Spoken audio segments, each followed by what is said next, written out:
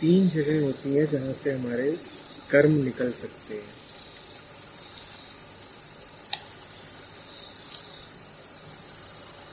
मन की तीन अवस्थाएं।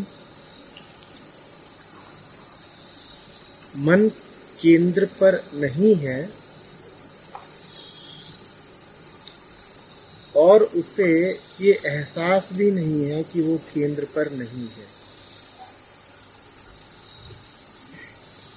और वो कर्म करे जा रहा है। मन स्रोत से जुदा है और उसे स्रोत से जुदा होने का कोई ज्ञान भी नहीं है। उसकी नींद मूर्छा इतनी गहरी है, इस स्थिति में वो जो भी करता है वो पागलपन है। इसको कहेंगे मन की विक्षिप्त अवस्था। मन की विक्षिप्त अवस्था। मन की दूसरी अवस्था वो है जिसमें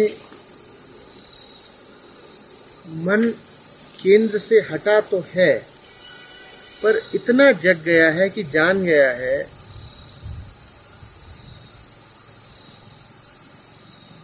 कि बेचैनी इसी कारण है क्योंकि अलग हूं, दूर हूं, जुदा हूं। ये विरह है। विरह में और विक्षिप्तता में साम्य ये है कि दोनों में ही दूरी है, और विरह में और विक्षिप्तता में अंतर ये है कि विक्षिप्त मन जानता भी नहीं कि दूरी है और विरही मन जानता है कि दूरी है। इसी कारण कष्ट है।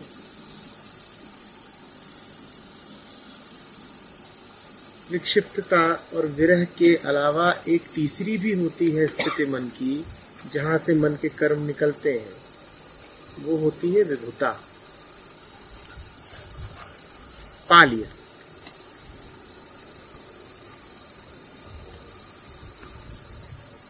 अब इस पाने के बाद मन नाच रहा है। उसका नाचना ही उसके कर्म है। अब उसे कुछ और पाना नहीं है, उसे सिर्फ नाचना है, मस्त होकर के दौड़ना है, खेलना है, यूं ही बेमतलब। ये विभुता की स्थिति है।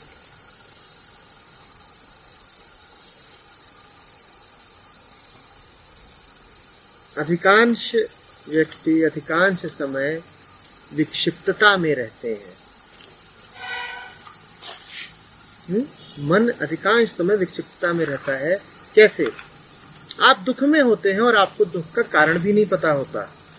आपने कुछ नकली कारण बना लिए होते हैं। आपने कुछ नकली कारण बना लिए हैं। ये विक्षिप्तता है। विक्षिप्तता की परिभाषा क्या है? दुख में होना और समझ भी न पाना कि दुख क्यों कर।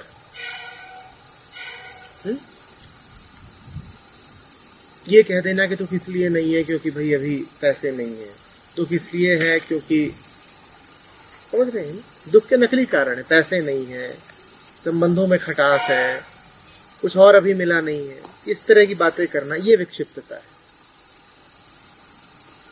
विरह क्या है?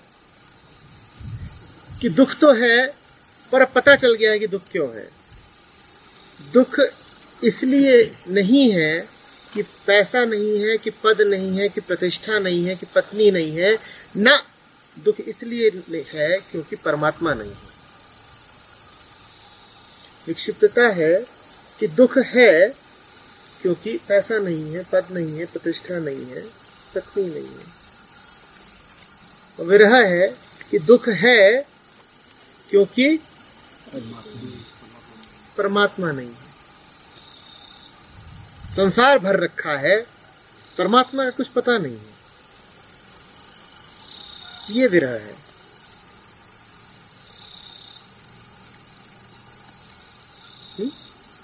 और याद रखिए, जब आप कहते हैं कि परमात्मा नहीं है तो ये परमात्मा के होने की शुरुआत है। क्योंकि आपने जान लिया कि कुछ है जो मुझे नहीं मिल रहा है, तो उसके होने में कोई शंका नहीं है, तो मैं पता नहीं क्यों उससे दूर हूं। तो इसीलिए विरह कष्टकारी होते हुए भी शुभ है। कल शायद तुम ही लोगों का था ना, तुम लोग फरीद का पूछ रहे थे कि फरीद ने विरह पे क्या कहा है। बिरहा बिरहा आखिए बिरहा ही सुल्तान, जिस तन बिरहा ना उठे सो तन जान मसान। क्योंकि विरह की वेदना उठी नहीं कि ये पक्का हो गया कि तुम्हारी विक्षिप्तता अब जा रही है, विक्षिप्तता जा रही है और विभुता अब दूर नहीं है। बात समझ आ रही है?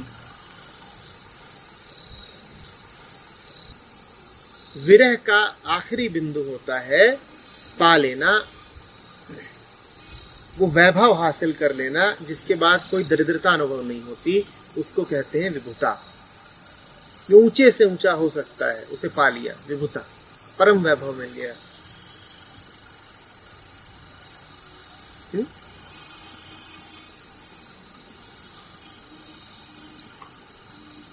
अब ऐसा नहीं लग रहा कि कुछ कमी है, तो उस कमी का कारण खोजने की भी कोई जरूरत नहीं।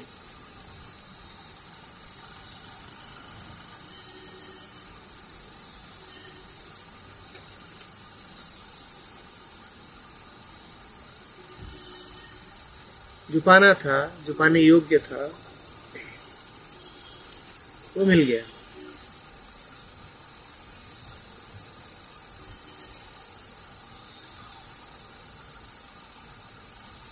सारी वसीयत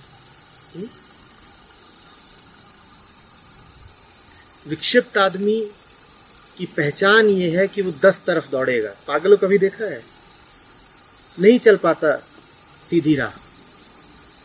आप भी अगर आप पाते हैं कि 10 तरफ दौड़ते हैं, कभी इधर को आकर्षित होते हैं, कभी उधर को भागते हैं, कभी इधर से डरते हैं, कभी उधर का लालच आता है, तो ये विक्षिप्तता की निशानी है। आपको नहीं पता आपको कहाँ जाना है, इसीलिए आप 10 दिशा भागते फिरते हैं।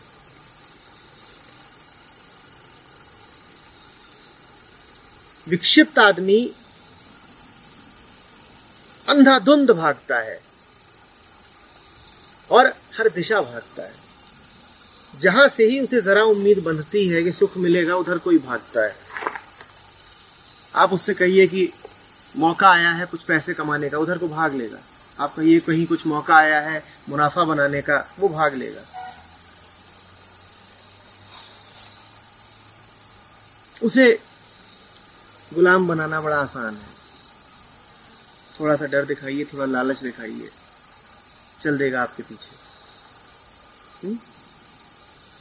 बिखरी बिखरी सी उसकी चाल होगी। विरही मन भी खूब भागता है, पर वो 10 दिशा नहीं भागता, वो एक दिशा भागता है। विरही मन की सारी दिशाएं संसार की होती है, विक्षिप्त मन की सारी दिशाएं संसार की होती हैं, और विरही मन एक 11वीं दिशा की ओर भागता है, अंतर दिशा। विक्षिप्त आदमी चारों तरफ भाग रहा है, हर दिशा, 10 दिशाएं। विरही भी भागता है, पर संसार में अपनी दिशा नहीं खोजता, वो भीतर दिशा खोजता है।